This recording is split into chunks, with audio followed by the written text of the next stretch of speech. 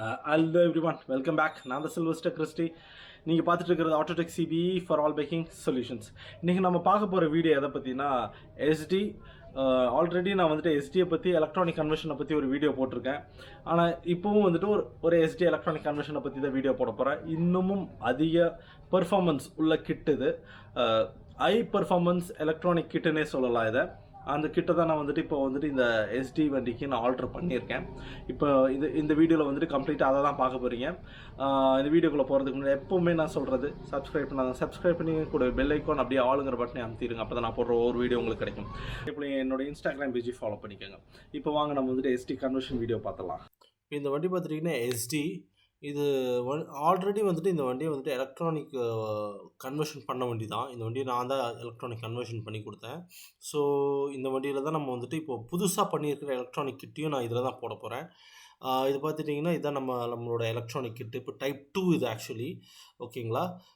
Type 1 வந்துட்டு already நான் உங்களுக்கு வீடியோ போட்டிருக்கேன். அந்த வீடியோ நான் டிஸ்கிரிப்ஷனில் கொடுத்துருக்கேன். நீங்கள் இதை பார்க்கலாம். ஒவ்வொன்றும் வந்து டைப் 2ல் நான் என்னென்ன கொடுக்குறேன் அப்படிங்கிறத பற்றி நான் ஒரு கிளியர் இது தான் வந்துட்டு இந்த வீடியோவில் கொடுத்துருக்கேன். ஃபஸ்ட்டு காயில் அசம்பிளி, மேக்னெட்டு, அப்புறம் அதுக்கு வர கேமு, அப்புறம் அந்த bolt washer and CD unit, regulator, இது எல்லாமே வந்து டைப் 2 கிட்டோடு நாங்கள் கொடுத்துருவோம். இந்த கிட்டில் பார்த்துட்டிங்கன்னா இந்த கிட்டு தான் வந்துட்டு நம்ம வந்து வண்டியில் மாட்ட போகிறோம்.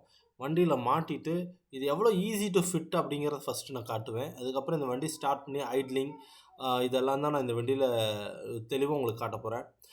பார்க்கலாம். நீங்கள் அந்த கேம் நான் அடாப்ட் பண்ணிட்டேன் நான். அடுத்தது வந்துட்டு காயில் பிளேட்டு, அந்த ஃபிட்டிங் நீங்கள் பார்க்கலாம். ரொம்ப simple and easy to fit தான். ரொம்ப கஷ்டப்பட வேண்டிய அவசியமே இல்லை. இது தெரிஞ்சால் யாருனாலும் ஈஸியாக மாட்டிக்கலாம். இதுதாங்க சிம்பிள் டைமிங்கு. ரொம்ப காம்ப்ளிகேட்லாம் பண்ண வேண்டிய அவசியமே கிடையாது. இங்கே பார்க்குறீங்களே பழைய அந்த காயில் பிளே அந்த ஆல்டர்னேட்டரோட அந்த லாக்கை தான் இதுக்கு நான் யூஸ் பண்ணுறேன். ஓகேங்களா. த சேம் இதுக்கு யூஸ் பண்ண போகிறேன். நீங்கள் பார்க்கலாம்.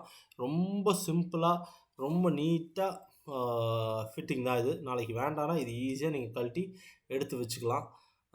அண்ட் நீங்கள் இந்த டைப்பில் வந்துட்டு என்ன சொல்லணும்னா உங்களுக்கு ரொம்ப குயிக் ஸ்டார்டிங் இருக்கும். அதே போல் வந்துட்டு கரண்ட்டோட லென்த்து வந்துட்டு டைப் பண்ண கம்பேரிட்டிவ்லி டைப் 2வில் வந்துட்டு கொஞ்சம் அதிகமாக இருக்கும். ஓகேங்களா. நான் கொஞ்சம் இது அட்வான்ஸ் பண்ணணும் அப்படிங்கிறனால தான் இந்த டைப் 2 டிசைன் பண்ணியிருக்கோம் இந்த வண்டிக்கு. இது ஒரு டைப் 1 கம்பேரிட்டிவ்லி இந்த டைப் இன்னும் பெட்டர் ரிசல்ட் உங்களுக்கு டெஃபினட்டாக கிடைக்கும். ஓகேங்களா. ஸோ அதுக்கு தான் இதில் வந்துட்டு நான் என்னென்ன காட்ட போகிறேன்னா உங்களுக்கு வந்துட்டு வண்டியை வந்துட்டு கரண்ட்டு, அதாவது ப்ளக்குக்கு வர வேண்டிய கரண்ட் என்ன லென்த்தில் வருதுங்கிறத முதல் கொண்டு நான் இந்த வீடியோவில் தெளிவாக காட்டியிருக்கேன்.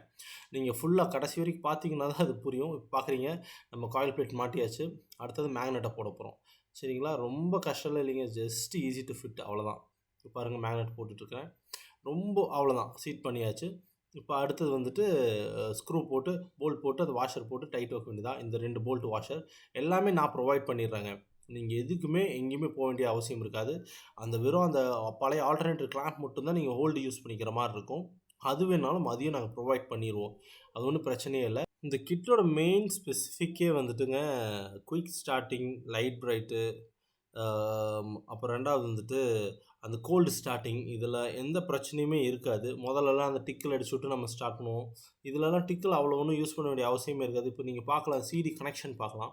ரொம்ப சிம்பிள் கனெக்ஷன் தான் பண்ணி கொடுத்துருக்குறேன். நீங்கள் அதில் பார்த்தீங்கன்னா தெரியும். டேரெக்டாக ஒரு ஷாக்கெட் வந்து நான் பண்ணி கொடுத்துருக்க ஒரு ஷாக்கெட் நேராக சிடிக்கு வந்துடும். அண்ட் ஒரு ஒயர் சிடியில் ஒரு ஒயர் வந்துட்டு எர்த்துக்கு கொடுத்துருவேன்.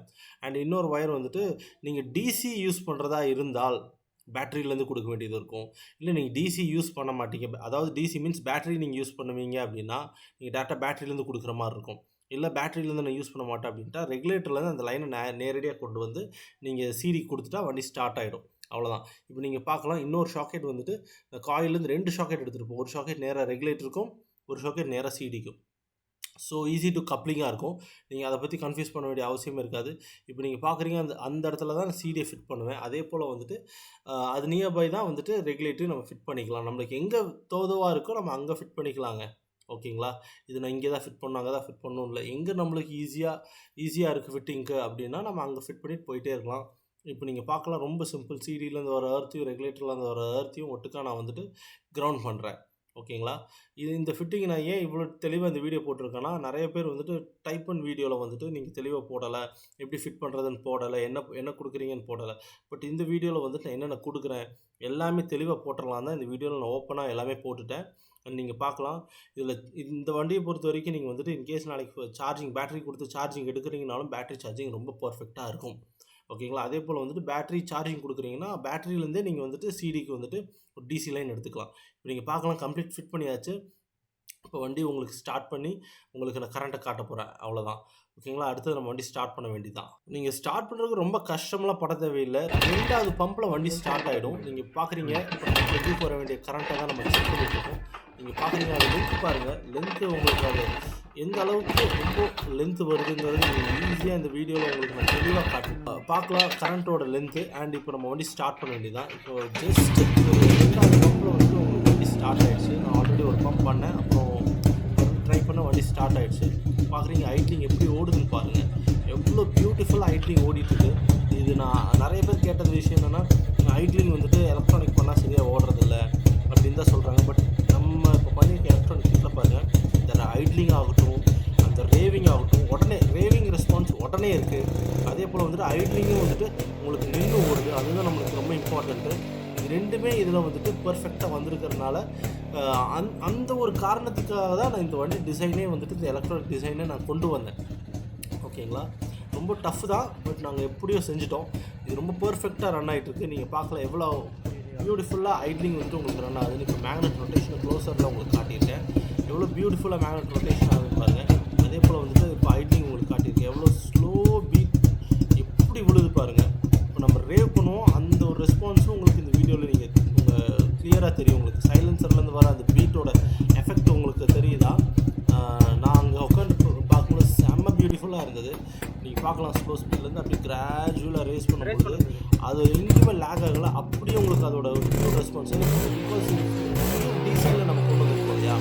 ஸோ வந்துட்டு பியூர் பேட்டரியோட லைனிங்கில் நம்ம கொண்டு வந்துருக்கிறதுனால அதோட ஃபுல் ரெஸ்பான்ஸ் அப்படியே உங்களுக்கு இருக்கும்.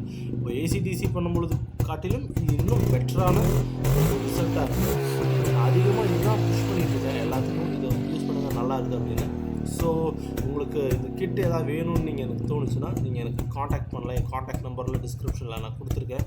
அண்ட் நீங்கள் பார்க்கல எவ்வளோ பியூட்டிஃபுல்லாக வண்டி ஓடுதுங்கிறத நீங்கள் பாருங்கள். வீடியோ உங்களுக்கு யூஸ்ஃபுல்லாக இருந்திருக்கும்னு நான் நம்புகிறேன். அப்படி யூஸ்ஃபுல்லாக இருந்துச்சுன்னா கமெண்ட், லைக் அண்ட் ஷேர் பண்ணிடுங்க. உங்களுக்கு இந்த கிட்டு யாருக்காவது வேணும் அப்படின்னா டிஸ்கிரிப்ஷனில் என் நம்பர் இருக்குது, மேலே டாப்லேயே என் நம்பர் இருக்குது. யாருக்காச்சும் வேணும் என் காண்டாக்ட் நம்பர் எடுத்து நீங்கள் வாட்ஸ்அப் ஆர் கால் பண்ணலாம். உங்களுக்கு இந்த கிட் கண்டிப்பாக கிடைக்கும். அண்ட் தேங்க்ஸ் ஃபார் வாட்சிங். Stay tune for more videos. Bye.